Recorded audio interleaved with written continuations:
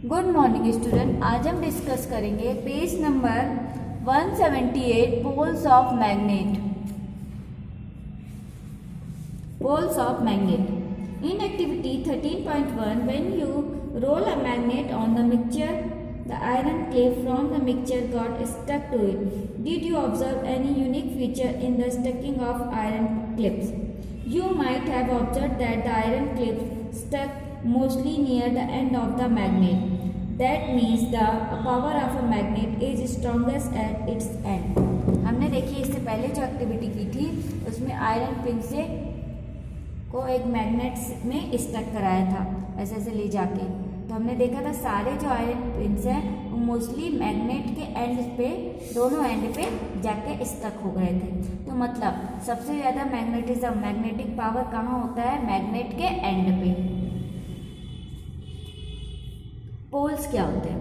There are the region near the end in a bar magnet when magnetic force are the strongest. ये जैसे अगर ये magnet है तो इसके जो दोनों एंड होंगे ये क्या कहलाएंगे? Poles. They are called poles. और यहाँ पर सबसे ज़्यादा मैग्नेटिक पावर होगा।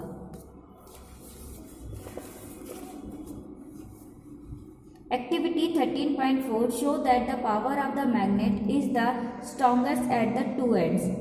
These ends of a magnet are called magnetic poles. ये मैंने आपको बता दिया कि मैग्नेट्स के, ये देखिए ये अगर ये मैग्नेट है, ये इसके दोनों पोल्स हैं तो यहाँ सबसे ज़्यादा मैग्नेटिक पावर आएगी। तो दोनों एंड क्या कहलाते हैं? Magnetic poles. और यहाँ सबसे ज़्यादा मैग्नेटिक पावर होती है। तो ये they have strongest magnetic power. An interesting property of magnet is that when suspended, it comes to rest in a particular direction only, as you will see in activity 13.5. अब हम 13.5 में एक और interesting property देखते हैं magnet की। क्या देखेंगे? To observe that a freely suspended magnet comes to rest in a particular direction only. मतलब अगर हम किसी मैग्नेट को ऐसे सस्पेंड कर देते हैं तो रेस्ट में आने पर वो सिर्फ एक वो पर्टिकुलर डायरेक्शन में ही रेस्ट पे आएगी। मतलब ऐसा नहीं कि कहीं भी आ जाए अगर उसको सस्पेंडेड करके छोड़ दो। एक पर्टिकुलर, देखिए मैग्नेट है तो एक पर्टिकुलर डायरेक्शन में ही रेस्ट पे आएगी। Take a bar magnet, put a mark on one of the end of the identification, take a thread and tie it in the middle of the bar magnet. Now suspend it freely upon a hook or a laboratory stand as shown in the given below. What do you observe? You will observe that the magnet rotates and comes to rest in a particular direction. Disturb the magnet from its rest position. Did it rest in the same direction again? You will find that the magnet rests in that particular direction. अब हमने क्या किया? एक magnet लिया, उस पर एक mark कर दिया ताकि हमको पता चलते रहे कि हमको इस डायरेक्शन का इस डायरेक्शन में आ रही है।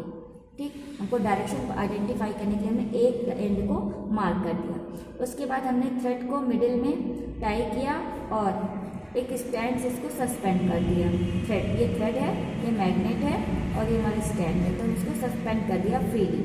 उसके बाद थोड़ी देर बाद ये क्या होगा?